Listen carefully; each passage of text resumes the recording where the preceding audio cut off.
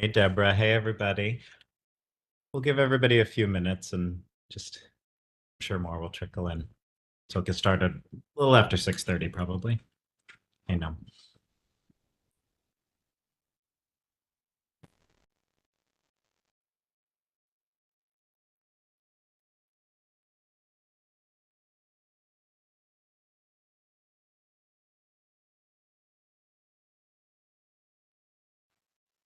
How was it this morning, Deborah? You're muted. Oh, you're muted, Deborah. Yeah, that's okay. I don't use Teams that often, I so know. Yeah, we had such a nice turnout. We had to move it to the zoo because the I saw parks that. commissioner was Yeah, a little concerned about the weather. We got such a big turnout, and it's such a good. beautiful project. It's actually the New York Times is going to have a little piece in it tomorrow, so Nice. yeah, we're excited. We'll talk a little bit about it tonight. I thought you might. I was so sorry to miss it, but can't wait to walk the dog through there real soon. Yeah, hopefully we'll do some hard hat tours during the Fun. construction, so we'll keep you posted. Great.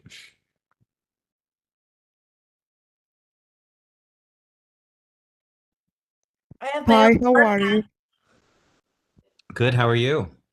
I'm here because I got an assignment from college and they told me I had to be in the meeting.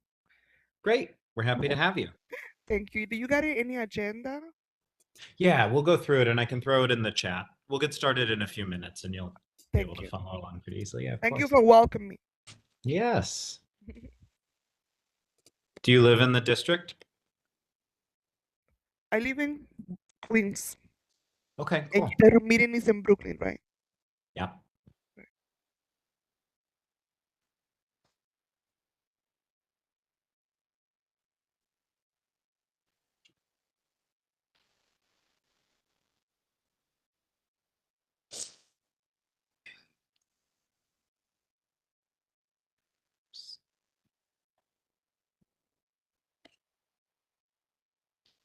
That's missing the word agenda, but that's what it is.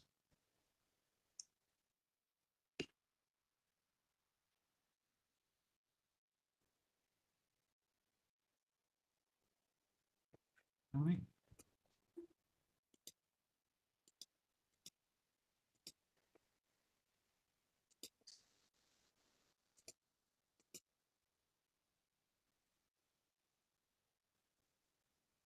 We'll give it one more minute and then we can start.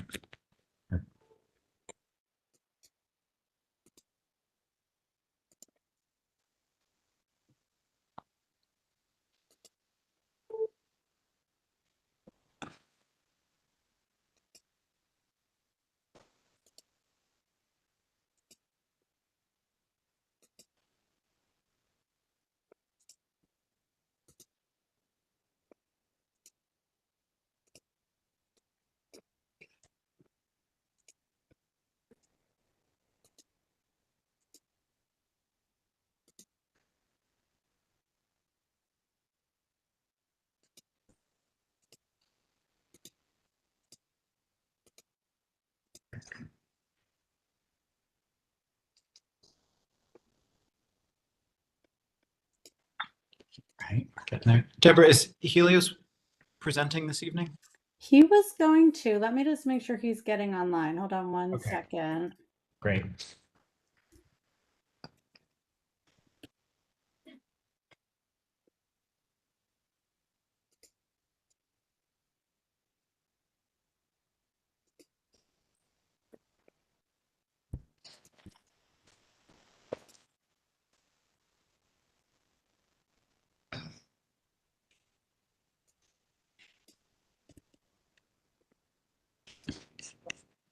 There he is.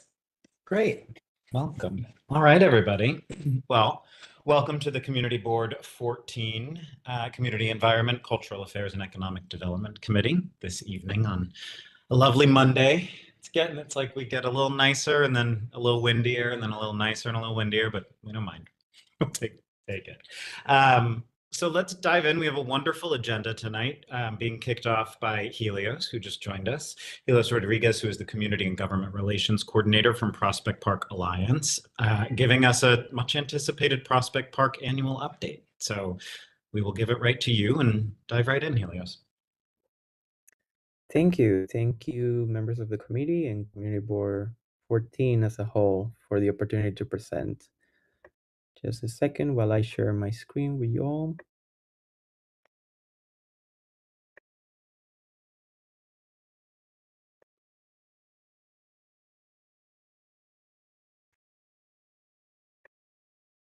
Okay, can you see my screen?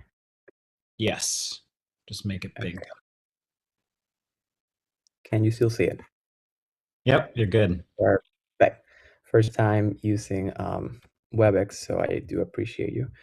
Hey, as I mentioned, thank you again for the opportunity to present. My name is Elis Rodriguez, Community Coordinator for Prospect Park Alliance. We are here just sharing a quick update of the work that the Alliance undertook on 2025, and also just a brief snapshot of work that we have on the way for 2026. First, budget update for capital year 2026. We had some major wins on requests that we had for the park. I believe the biggest one being we had a mayoral commitment for designating Prospect Park as the first Blue Belt in Brooklyn. That is a commitment of $50 million from the mayor's office. That is a project that is currently under design and engineering by DEP. The Blue Belt, for those who may not know, is designation of projects that basically make body of water more resilient to better manage stormwater, which is an issue that we have sadly seen in the southeast corner of the park. So the Blue Belt project will work alongside with our lakeshore restoration project to better make the lake more resilient to storms, which sadly are becoming more and more frequent for the city. For fiscal year 27, we do have some projects already that we are trying to fundraise. The biggest one being our Wheeling Restoration Project. You can see here a picture on the right bottom corner. This is the Wheeling restroom located at this southeast corner of the park, what we call the children's corner, because it's near the carousel, just south of the Brooklyn Zoo and our historic house. This restroom currently operates, but is subject to the weather. Every time it rains, we actually have to close this restroom. So while we had some funds raised in the previous fiscal year, we are still aiming to fundraise the remaining $2.5 million to restore this entire restroom and making it able to function every day, regardless of the weather. Building on budget, the Alliance does engage in advocacy work. We are a member of the Playfair Coalition led by New Yorkers for Parks. And in the previous calendar year, we did have some major wins that came because of the push of the coalition, mainly restoring the 200 previously cut full-time positions at New York City for New York City parks, including 100 position for parks enforcement patrols, which serve citywide. So it is a good thing to see that the city will be able to hire most of those positions. And then they will also able to secure 230 permanently funded second shift maintenance workers for the agency. Second shift workers are workers that come after 3 p.m. to the park, which is the second portion of the day when parks see their heavy use. So it's great to see that the city is understanding the necessity of having more workers at those key times of the day. And then for the upcoming fiscal year 27, the coalition is advancing their Parks 2030 campaign, which builds on our commitment to asking the city and the administration to dedicate 1% of the city budget to parks. And with that budget, we obviously want for the for the parks staff department to be fully staffed, to expand rangers, lifeguards, programming, and the volunteer services that even the agency builds upon. So if you are interested, I invite you all to join us at the Playfair Coalition. You can learn more in the link here at the bottom, newyorkersforparks.org. Now onto some more internal updates of the work that we did on 2025. First, we had 2 Renew projects. Renew projects are private funded projects that the Alliance basically supports work of repairing the park. This is work that normally will be carried out by the agency, but the Alliance, in their commitment to support the city, we use private funds to make these type of projects come through fruition. And last year, we restored the picnic house and the Harmony playground restrooms, which you can see a picture here of what that restoration looks like by adding better lighting, restoring tiles, and then making the features easier to manage for the maintenance and operations team. Then here in the middle, you can see a picture of our ACE cruise at works. This is we are now going to the 3rd year that the Alliance has partnered with ACE New York to increase the number of staff on the park on the daily to provide maintenance supports to the agency. For those of you who don't know, ACE New York is a nonprofit that provides job opportunities for people who have recently experienced homelessness. So it's a great partnership that we are happy to see is making the park continue to look as beautiful as it always does. And then lastly, here on the right, you can see our volunteer crews at work. Last year was an amazing year for our volunteer crews. They were really engaged with the public. Actually, I do have some numbers here. We had over 2,000 volunteers coming to Prospect Park, committing more than 16,000 hours in volunteer work. That increase in part is because we listened to the community who kept requesting for more opportunities to volunteer. So last year, our volunteers team actually launched what we call Sunset Series, which are volunteer opportunities that take place in the early evening. So people who do their 9 to 5 can still come to volunteer in the park after work hours. Moving on to some capital projects updates. This is just map to show you the extent of our work throughout the park. In orange, you can see current projects starting at the north, our bell restoration, which just broke ground today, and we're excited to see that project moving forward. Then on our southeast corner of the park, you can see the restoration of Ocean Avenue and Parkside Avenue. We're also excited that that's breaking ground this Friday. And then all the way at the bottom, you can see our restoration of Field 9 on the parade ground, which happened mostly throughout 2025 and will be coming to fruition in the coming months. Here are some visuals to help you visualize what I'm talking about. First, as you may all be familiar, last summer we finally were able to ribbon cut for the Grand Army Plaza Sailors and Soldiers Monument. It was an amazing day.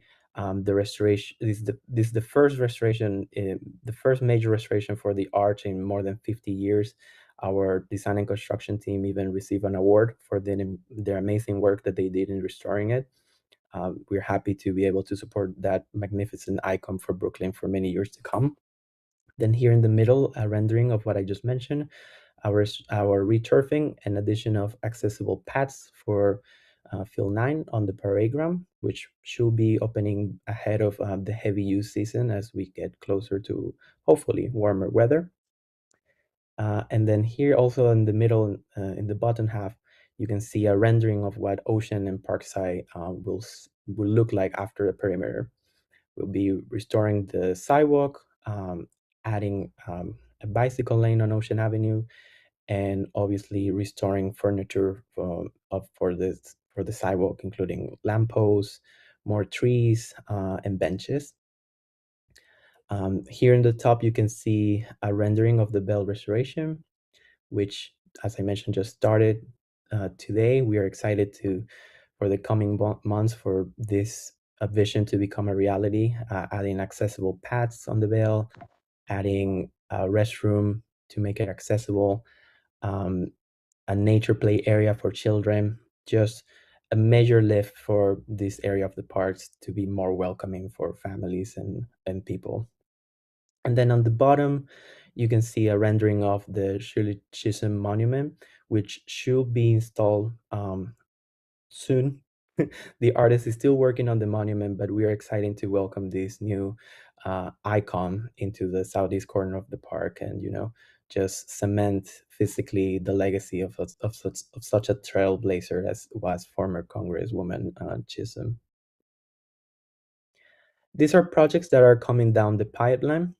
We have first the 3rd Street and Lincoln Road playgrounds. Here is a rendering for one of those playgrounds. The project is currently undergoing procurement this year. If everything goes according to our timelines, then the project should start construction next year, 2027. Here in the middle, you can see a rendering of the Shirley Chisholm Pavilion. This is an addition to an existing restroom in the southeast corner of the park. This project is currently on design, but we are looking forward for getting it approved. It will reactivate that restroom, create this beautiful pavilion that you can see here, which will have informational graphics about the life and legacy of Congresswoman Chisholm.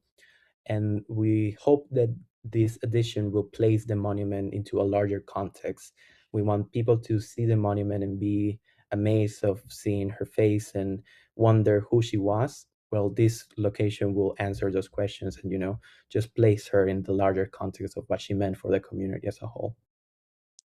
And then next to it, you can see a rendering courtesy of DEP for one of their ideas for the Blue Belt project for Prospect Park. Again, that's work still on the design and engineering for DEP, but this is one of the features that they are considering to better utilize the park. And then at the bottom, this is a rendering for our lakeshore restoration. And as I mentioned, this will go in hand in making the lake more resilient. But as you can see from this rendering, it will also make the lakeshore itself more accessible to the public, enhancing the beauty of the area along with making it, such a powerful feature for storm water management. In some update from our landscape and management team, we had an amazing year. We launched our first phase of our nature trail system. It's a project that we partner with the city to formalize some of the trails already existing in our woodlands.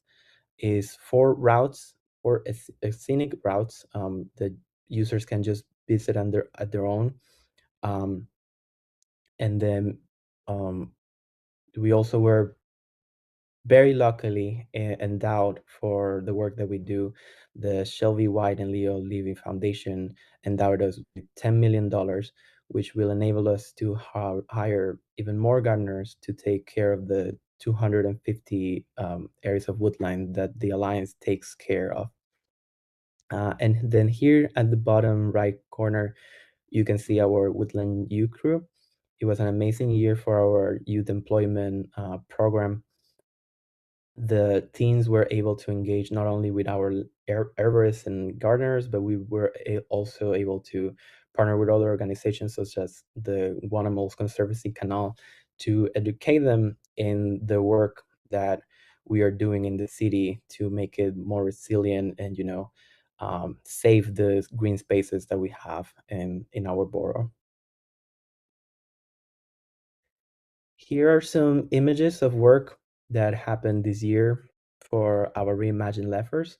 As you can see in the top right of picture, that is our Leffers historic house. This year, a part of our reimagined Leffers, which centers the stories of the Lenape people and African Americans who were enslaved in that house, back in the center of the attention. This year, we were able to host the first powwow in years in Prospect Park by partnering with the Lenape people. It was a beautiful day of activities, celebrations through dancing, music, food, that invited not only the Lenape people back to their home, but also just Brooklyn at large to see the amazing culture that was born here and that still lives here. We were happy to have that event. We are looking forward to partnering with them again and whatever capacity they wish to bring this type of event back. The house itself is actually also looking fully packed this year with even more things coming up. One of the things that we're moving forward is a new museum interpretation sign, interpretive design for the museum. These are informational panels that exist outside of the house to better place in context what people are seeing here, what the history of the house is, and how it reflects on people who lived there. Along with that, we are also going to be launching an exhibit for Shirley Chisholm. It was still in development, but as I mentioned, we want to place the legacy of the former Congresswoman into a larger discussion. Not just, we don't want it to just live within the monument. We want the conversation to actually happen, and we see the Leffers House as a perfect space for that conversation to happen. Onto other public program partnerships, the park is also trying to continue our work on the health and wellness. We want to see the park be activated into a resource for people to, continue to be healthy. This is the second year that we partner with DOE to bring summer meals into the park. As you can see here, this red truck is from DOE Summer Meals program, and it was parked throughout the summer last year to provide free meals for anyone 18 years or younger throughout the summer, which is normally the time of the year when students and anyone who relies on the public school system for their food might see a gap into that access. So with these type of programs, we hope to see that gap bridge and that people don't go hungry. And then on the bottom, you can see that we are continuing our partnership with New Yorker Presbyterian for their sexual health mobile medical unit, which is parked on Grand Army Plaza and then also on the Park Notion, the Ocean Avenue entrance. This is a weekly reoccurrence. The mobile unit is always there on the weekdays, and we are happy to continue to have that partnership because for health is important to have the visibility, because you might not think to stop today for a checkup, but knowing that you can go next week is, in their opinion, what is more important for you to know that you can actually go get that checkup in the next week. And then our public program streams continue to engage the public through our Wellness Walks series. We have a number of different programming that is tailored for seniors, mothers, and in general, we want to, as I mentioned, make the connection between the green space and the resource that it is for just being healthy and keeping check on yourself. Some smaller updates for our visitor services. Last summer, we were able to reopen our rink under a new operator. You can see here some images of the reopening day. The Lefrak Center brought back roller skating over the summer. They also explore new programming throughout the day, including pickleball, which you can see in the middle picture. And then also at the rink, we welcome a new cafe operator, the Dog Island Cafe, now open throughout the entire week, with new options for families to just visit the ring, have a little tea, a little sandwich at the same time. We are excited, that this amazing Brooklyn operation is back. And, we had an amazing ice skating season over the winter that went as flawless as it can be. And we are looking forward by the second week of April to welcome back the summer programming after a transition period, I should say. Our teams need a little bit of time to transition from ice to a regular rink, but you should be seeing soon the return of skating in the summer. And lastly, we welcome a new concession to the park. Hibiscus Brew now has a mobile food cart in the Bartel Pritchard entrance of the park. We are very excited to welcome Hibiscus Brew. It's a local business on on the east side of the park, and people love them. They are a staple now for the local community, so we're excited to have them here. With that mentioned, my last update that I will share is that we are currently engaging in a RFP program. We want to bring more concessions to the park, so I'll make sure to share after today's meeting our invitation as well to share with any local businesses that might be interesting to sell in the park. That we are currently looking for local businesses, so I will make that information available to you. With that being said, this is just a general overview of the strategic plan that guides the decisions that we make here at the Alliance. But overall, my presentation is pretty much done. So if you have any questions, I'm happy to try to answer at this time. Elios, thank you so much. There's so much exciting stuff happening at the park. You did an amazing job keeping that as concise as possible. If anybody who has questions, please, we'll spend about 5 minutes so we stay on track, but just throw your hand up if you know how to do that here in WebEx. I was going to say, if you don't, Shawn could explain it, but I do see the little hand symbol just right there at the bottom. Nina, go ahead. Hi. Actually, just a really quick little comment. I've been a long time Prospect Park Alliance member. I've also been a skater at the park for over 20 years now. And I am so pleased with the new group that's running the rink. I'm really happy about the rates, the hours, everything. And so I just wanted to tell you how much I like the new program there. Thank you, Nina. It makes us very happy to hear, that the new operator is being receptive to public feedback and, that they're being more responsive than the previous one. We're happy to hear. They're warm, they're friendly. Everybody there has been very pleasant, and thank you for your presentation. It's great. It's great to see what's happening in the park. And every once in a while, when I walk by at 6 o'clock in the morning, there is some classical music playing on the speakers or something, and it just delights me. So that's good feedback to give too. Yesenia, I see your hand too.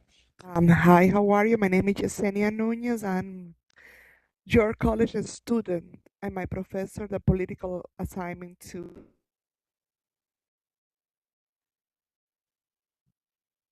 Your sound's coming in and out a little bit. We're not catching everything. I'm from your college, and I do an assignment for my political class. May I have your email or telephone number? Because I would like to ask you a few questions, Mr. Elios. Sure, I can put my email on a chat. All right, please.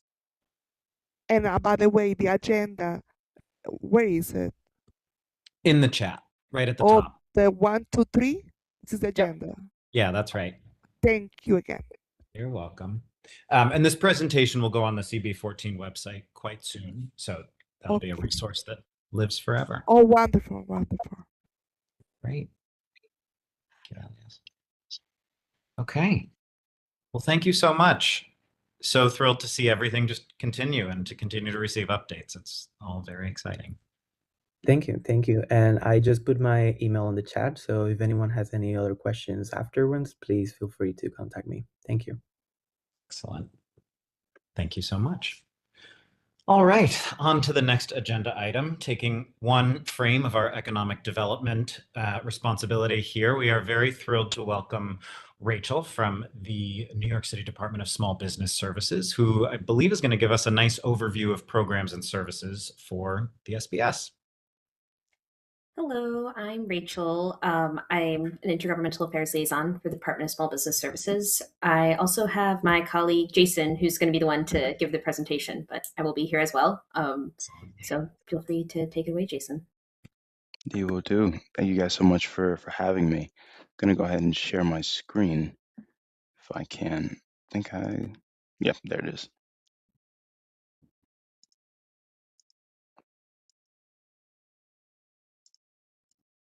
Right. I think it should be showing. Let me know if you guys can. Nope, it's there. You're good. All right, cool. Sounds good. So name is Jason Angelay, Director of Intergovernment Affairs and Special Projects here at the Department of Small Business Services. And so wanted to, I think, do this like overview. And then we've been doing this with other community boards as well as their economic development committee and their whatever their counterpart is for this committee. We just wanted to make sure we're doing as much outreach, I think, particularly in this new administration and in the guiding light of economic justice, ensuring that as many folks know about our services and can access them. And so let me go through what our mission is. And so the core to our work is the aim of unlocking the economic potential and economic security, economic justice, I think, for New Yorkers throughout the five boroughs. And we do that in three distinct buckets. And I'll go through each of them in the slides to come. And so first is through connecting New Yorkers to get jobs and workforce training, and then ensuring, I think, that we're empowering the next generation of workers and the current generation of workers to access like all that they can be within their career. I think next, as is our namesake, supporting small businesses, particularly empowering them with the myriad of services that we provide. And then I think bigger than that is supporting neighborhoods and commercial corridors all across the city. So as you could probably guess, I think our work touches so many different corners of New York City, and we're really proud of that. And I think we do that in a bunch of different ways that I'll go through here, starting with what we do for job seekers. And so I'll just jump right into it. So what we provide both virtual and place-based supports at the Department of Small Business Services. And so I think the first thing I wanted to talk through is our work with respect to our Workforce One centers. And so that is a service we offer, I think, in 18 locations across the city, where New Yorkers can walk in, they could call, schedule appointments, and the service that they get is that we help prepare and connect folks 18 and older to job opportunities across New York City. And so our services include job listings. We do recruitment events. You may have heard of Jobs NYC, where we do hiring halls. So we then gather city agencies, employers, and all together one specific space, usually in an area of high unemployment throughout New York City. And we provide job services and connections to jobs and then directly in neighborhoods across New York City. We offer job training to get skills in growing fields such as healthcare. And then for any small businesses, we also help businesses recruit and hire through our Workforce One system. I think one of the examples I love to use is I live in Harlem. And so there's a museum that recently opened up in Harlem, the Studio Museum, and they were looking for security staff. And they connected to our Workforce One center, I think, up in Harlem. And I think through that connection, I think we were able to screen for folks who we already knew were looking for those jobs, and I think help create an efficient and fast connection for folks looking for jobs. And so it's one of the best, I think, tools that we offer as a city, all of it free of charge, of course. And some of the advantages for small businesses hiring through the Workforce One Center is that you can save time, money.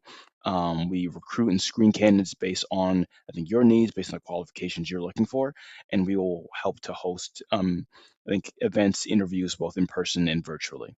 And so I think we don't have any Workforce One centers in district, but I think there's two, I think, near the Bay Ridge and Sunset Park area, park areas of Brooklyn. But again, all of it are, I think, free of service and available online as well for anyone curious. I think next, with respect to what we offer in workforce development, I think we offer training programs for in-demand occupations across different sectors, I think throughout New York City. So to take part in one of our training programs, I think we offer an individual training grant. So for anyone who's 18 or older, a New York City resident, I think they can get access to training and funding to, I think, access training. So for instance, we have like an HVAC technician program that we offer. And we do that in partnership with community-based organizations, academic institutions as well, like CUNY City Tech. And all this thing tailored toward getting folks into in-demand occupations. So we have trainings in the food service industry and healthcare, I've mentioned before, tech, things of that sort, to try and get New Yorkers into the in-demand occupation industries and jobs of the future, most definitely. And lastly, we also partner with our counterparts at the Department of Consumer Worker Protection to offer free professional financial counseling throughout our Workforce One centers. So folks can, I think, book an appointment online or in person or over the phone as well. And these services include like managing your money, how to check your credit. If you're in need of a spending plan, we have, I think, service providers who do that as well. If you're trying to develop a strategy as to how to reduce your debt or lower your loan payments, things of that sort, we offer that support through our Workforce One centers. So a robust suite of services that we provide free of charge to anyone who's interested. We try to get as many New Yorkers into our centers, accessing our services as much as possible, because we really do think that we can help, I think, empower New Yorkers to take the next step in their career. All right. So I'll move over to discussing businesses. And so I think as you'll see on this slide, I think these are just 9 of, I think, all the different services that we provide across the city. Specifically, this is also another, I think, place-based / virtual service we offer. So we provide so many different services, I think, from providing business education to, I think, free legal assistance. Some businesses come to us and say, I don't know what is the best legal structure. I think we get a lot of inquiries about how to form an LLC. Like, is that what's best for me? Things of that sort. And so we provide, I think, clinics, workshops, one-on-one consultations for anyone who's, I think, anywhere within their entrepreneurial journey. I think because we really want to do our best to ensure that we help a business start, operate, and grow. And so we have 7 business solution centers across the city, but we also have a really robust business portal as well for anyone who's curious and wants to access our services. And so I'll walk through, I think, all these different things on the slides, I think, right now. So first, I want to start with financial assistance. I think one thing we hear so often that businesses need is access to affordable capital. And so we offer a variety, a large, I think, suite of services when it comes to financial assistance. We have partners at the city level, state, federal, private funds, alternate lenders, philanthropic organizations. And we also have a really nifty tool called NYC Funds Finder, where small businesses can access our online marketplace of resources, so they can find, I think, all the different, I think financing assistance options that exist and help them tailored to their needs exactly. Because that all financial options aren't created the same. I think we want to make sure that we are giving folks the platform to find what's best for them. And so for more information or to request a consult, we have this, I think, link on the slide right here. I'll also share this presentation with everyone after the fact. But even more than that, I think I can't say too much today, but tomorrow we'll have a big announcement. We're going to be launching a newer tool for small businesses, and I'm going to share that with all community boards across the city. But just want to wink, wink, nudge, nudge. Something else is coming tomorrow. We're really excited about it too. It's tailored to really support small businesses, particularly in this affordability crisis. So we'll make sure you guys get that information tomorrow. I think next on business education. So we have, I think, incredible content that exists online, be it a one-time session or something of a boot camp. And we have education on a variety of different things. So financing, let's say you're just thinking about how to begin a small business, you don't really know where to start.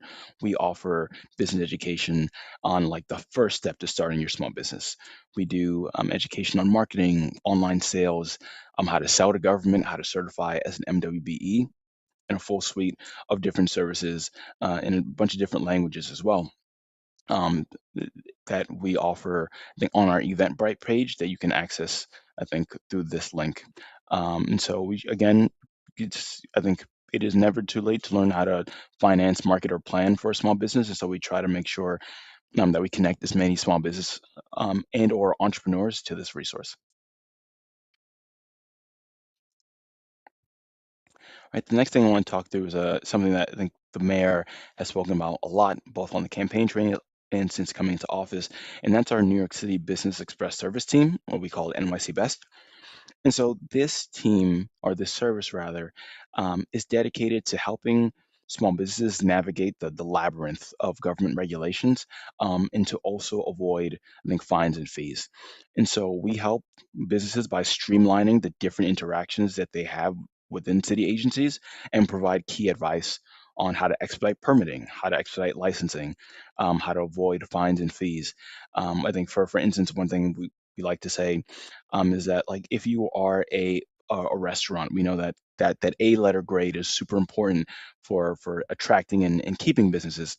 So we have expert advisors who will do compliance consultations, for instance, and they'll go on the ground and, like, help identify, like, this is what you need to do to avoid a fine, a violation from when an inspector comes in, so you can maintain that A grade.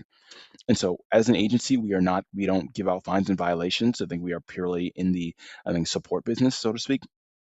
And so we want to make sure that you're coming into compliance before an inspector comes in, before one of the regulatory agencies come in, and ensure that you're in compliance and that you're saving time and money. I think over the course of the last 4 years, and the program started in September 2023, I think we've helped save businesses, I think, as much as $60 million in avoiding fines and fees. And so we really try to highlight this. Folks can set up an appointment, can call in for a consult or for some advice, I think, through our SPS hotline and through this link here that's on the slide as well. Right.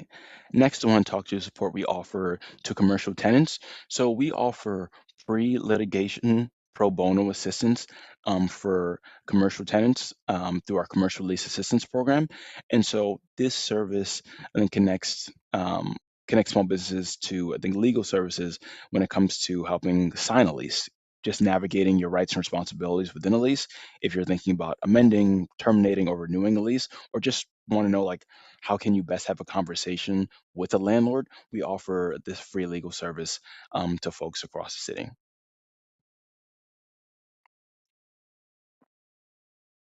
I think next, when it comes to city contracting, I think we offer services to businesses who want to certify as a minority or women-owned business enterprise, and then also help MWBEs, I think, access city contracting opportunities.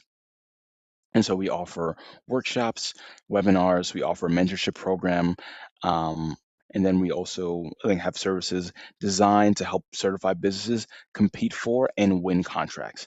I think over the course of the last couple of years, the city has broken records when it comes to MWB contracting. So we want to make sure we're adding in as many people into the pipeline, helping them compete for contracts, because we know it's a really important tool as of economic justice for small businesses. Right, a couple more slides here. I think next, we know it's really important for a business to, I think, shore up their resiliency and prepare for emergencies. I think it particularly to ensure continuity of operations and just expect for the unexpected. So we offer through our business preparedness program, we call it BPrep. We offer webinars and workshops and resources to help businesses minimize their loss in the event of an emergency.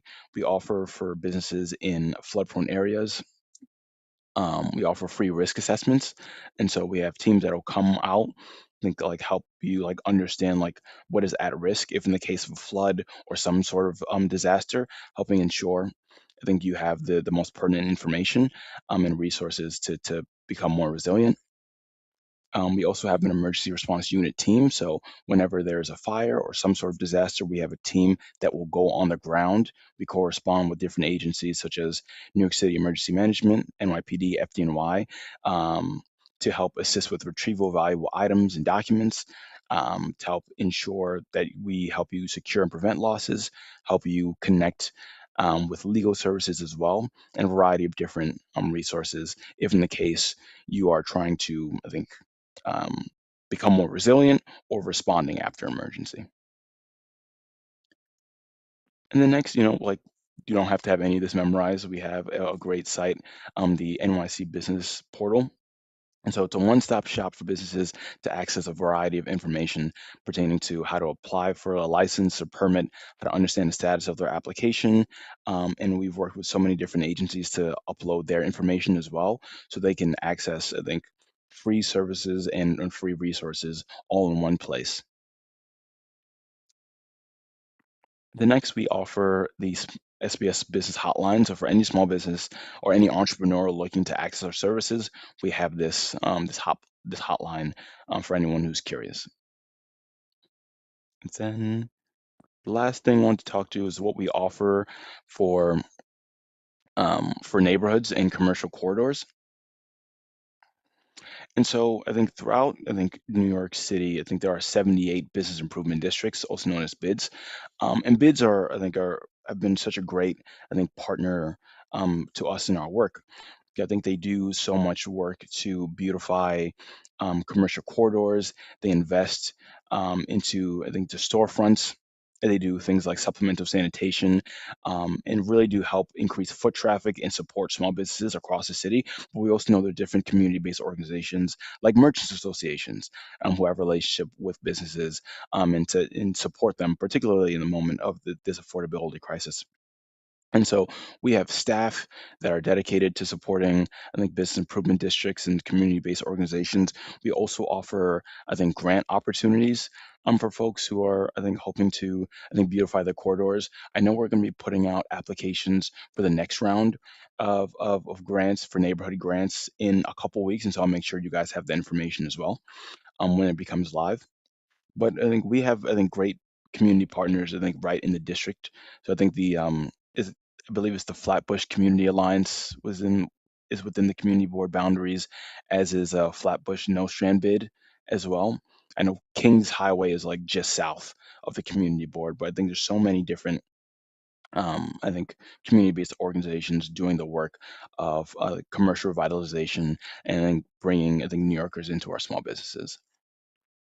And so here's a slide just on how to stay connected. I think we have a very active social media channel, and then we always post information about our services, about new resources, things of that sort.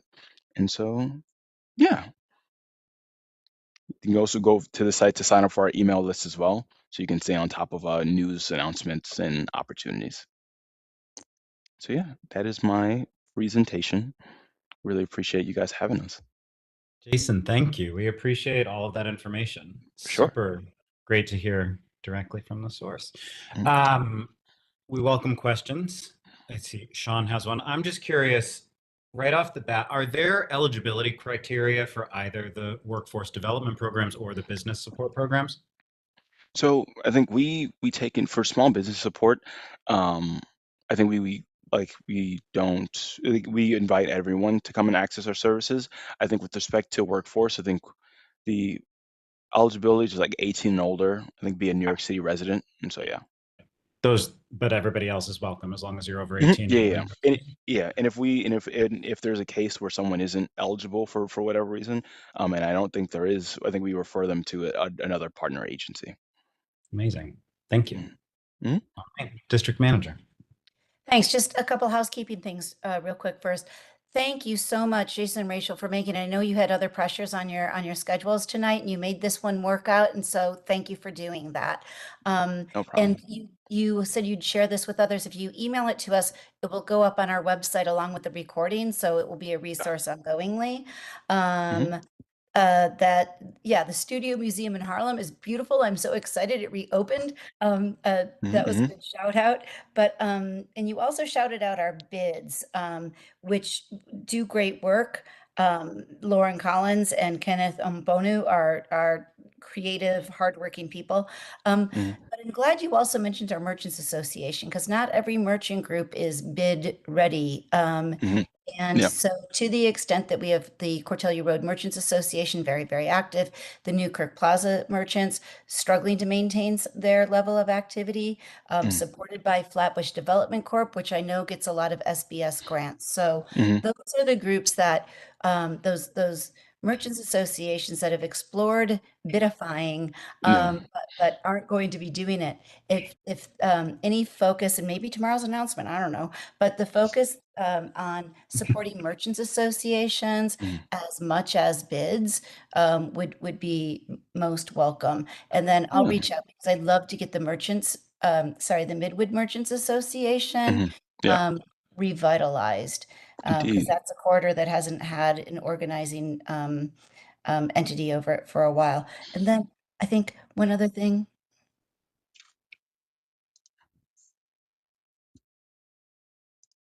No, that was it. Thank you for all you do, and I look forward to being in touch with you. And No, I'll of have my course. ears all perked up for tomorrow's announcement. Now we're all on bated breath. Most That was a definitely. I good think that teaser. indeed. I think there'll be likely an accompanying video from the mayor as well, and so we're all really excited. But I would love to, as soon as we get word that we have a strategic impact grant dedicated. Um, our strategic impact grants also, I think they're targeted to support commercial revitalizations projects that support small businesses. We specifically have a merchant organizing grant. I think those support, I think, commercial districts and merchants associations, I think, across the city. And I think applic- applicants are, I think they have to propose a project or service that either, I think, forms a new merchant association or revitalizes existing ones. And so as soon as we get word that the application for the grant is open, I'll make sure I send it over to you guys. Thanks. Yeah, we'll hop on it. Thank you. Indeed. Absolutely. Any other questions for Jason or Rachel? Great. Well, echoing Shawn's thanks, thank you so much for joining us. We really appreciate staying in touch and working together. It's an incredible suite of services offered. So thank you for Indeed. everything you do. Thank you guys so much. If it's all right, I'm gonna hop off, but I really appreciate you Absolutely. guys and time. Your Thank you night. guys so much. Thank you. Good night. Talk to you soon. Bye. Bye, you both. All right. Fantastic. And that takes us to our third topic for this evening from the Office of State Senator Sam Sutton. Noam Abrams is joining us. Legislation for community boards to opt into early Friday sanitation setup times. He's going to tell us all about it. Let's see what we can do. So Noam. Hi, everybody. I do not have a slideshow, so you're just going to have to watch my face for a little bit. We'll take it. But just to give you a brief summary, in April of 2023, the previous administration set new rules for trash set out before collection days, which are that they could be out in 6 p.m. in a bin and 8 p.m. in bags, and if they were out before, you would get a ticket. This presents a problem for the Orthodox Jewish population of our district, as you can't set out the trash during Sabbath, which starts very often before 6 p.m. on Fridays. So for areas that receive sanitation pickup Saturday mornings, right, essentially it was a choice between keeping your trash until Monday or violating religious law, which is obviously not really a true option. This is especially true in Community Board 14, where Saturday collection makes up around half of the area, including Flatbush up by Glenwood, and from Parkside all the way down to Beverly in between Coney and Bedford, right? So it's around, there's a map on NYC Open Data, you see all the trash collection by its area, but around half of Community Board 14 is actually in a Saturday pickup zone. So our office, Senator Sutton, along with Assemblymember Simcha Eichenstein, recently passed a new bill that would allow community boards to opt in via resolution to an alternate set out schedule that would allow residents to set their trash out as early as 3 p.m. That way, it's always going to be possible for Sabbath observant residents to set their trash out before the start of the Sabbath. And so I'm here to ask Community Board 14 to adopt a resolution asking the Department of Sanitation to adopt that schedule for within the district. Once the resolution is adopted, it gets emailed off to Community Affairs at DSNY, and they, within 30 days, will stop issuing tickets for violating that new rule. Great. All right. Thank you, Noam. Do you have the bill number for the bill that passed on the statewide? The bill number is S8821, Okay. which is a chapter amendment to an underlying bill that I do not have the number of off the top of my head. Fine to You can start. see all the text. Great. Thank you so much. All right, Shawn. Yeah, I want a couple of things. One is that in order for this board to pass a resolution, it would probably be, it would look more like a letter because CB 14 isn't in the habit of doing resolutions, but it would have to be presented to the full board by this committee, having heard your request for it. So I want to add a little bit to your request. When the new rule for set out times went into effect, we certainly heard from the observant community who just was stymied, who couldn't adhere to the 6 o'clock put out time in the winter months. And I also heard from a number of elderly residents who didn't feel comfortable, pulling their garbage out after dark. And so that's district wide.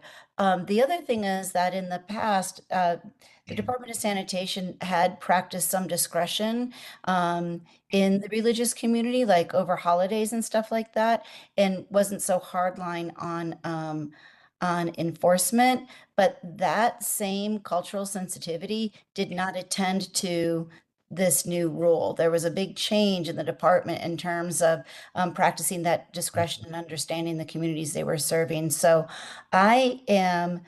there was a point at which I thought this was going to be district managed, that it could have been handled at the district office level as a service delivery. And had that been the case, I would have said yes without hesitation. For our district, it is something that makes sense. And just to be clear, no, it's for Friday only, right? There's not going to be any opt-outs for other days of the week. So I'm going to throw that 2 cents in. We can't make a decision now because we're not meeting in person. And according to open meetings law, we would have to have quorum and all of that at our, what month is this now? March? So This is at our March. April board meeting, Mr. Bromson will present this to the full board and then note that you did ask for that support, and hopefully it will be forthcoming from the board. I hope so. Yeah. Thank you, Noam, for bringing this to the attention and to the senator for passing that bill. If there's any conversation to have here about it, so before the board meeting, great. And otherwise, we will present this to the full board and have a vote. Great. A non-contentious issue. Nina, go ahead. Yeah, is there a reason why we can't have it kind of across the board? Why it only Friday only? In the event that, say, there's a holiday that starts on a Wednesday, and we have Tuesday set out, or would start Tuesday night.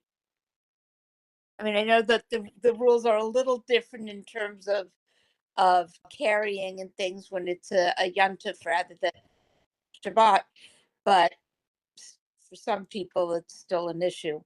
Do you understand what I'm saying? Yeah, I totally get it, Nina. And I'm sorry, no, if I'm jumping in on you. I would just say that this was a heavy lift to get any consideration of different practices from the Department of Sanitation, which is why, I mean, you might notice here that this is a state law that's directing a New York City agency to be sensitive, to be culturally sensitive. So it was already it was hard enough for them to get this passed for the Friday only. So I think that maybe the holiday argument maybe got lost in that negotiation. We do still ask for them to practice discretion on those major holidays, at least at the garage level, they can do that. But keep your eye out for anything that seems like it's like systemic, that they're, giving out tickets like crazy on a holiday, and we'll take care of it should it arise.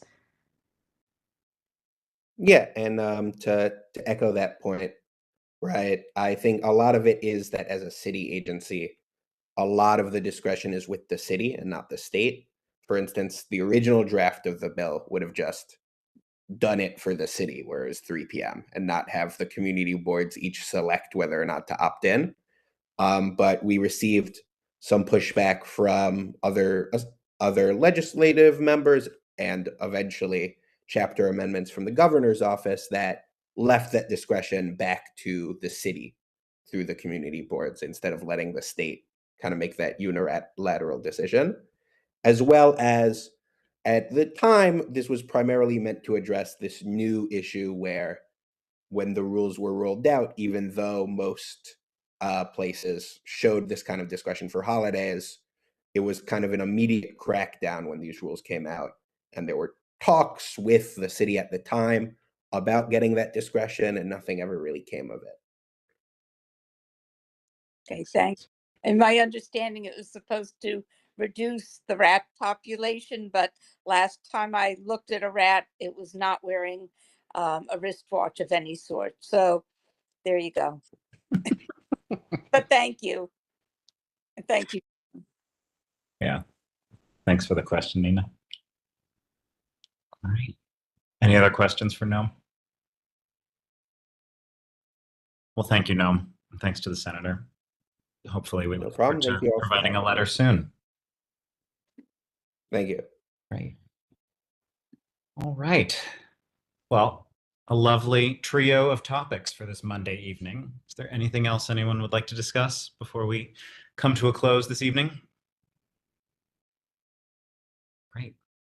Well, thank you all for joining. As always, a pleasure to see you. Any lingering questions can be sent to the info at CB14 Brooklyn, and all the presentations will get put up under the committee online. So we'll be in touch soon and hope to see you all next month. Thank you, everybody. Thanks, Thank everybody. you. Take care. Good night. Good night. Good night.